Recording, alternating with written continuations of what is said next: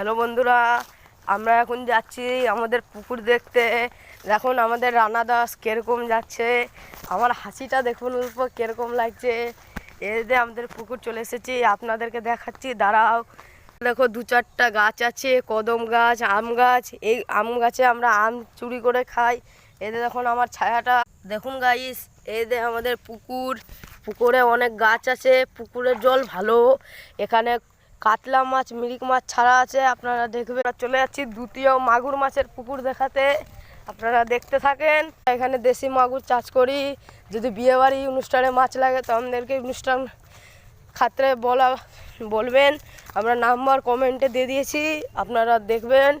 পাশে একটা স্কুল আছে, শিশু নিকেতন স্কুলের নাম, আপনারা দেখবেন। কোনো বাচ্চাকে যদি ভর্তি করতে হয় তো আপনারা আসবেন এখানে। দেখুন আমরা এই পুকুরে আছি, এই পুকুরে বড় বড় মাছ আছে।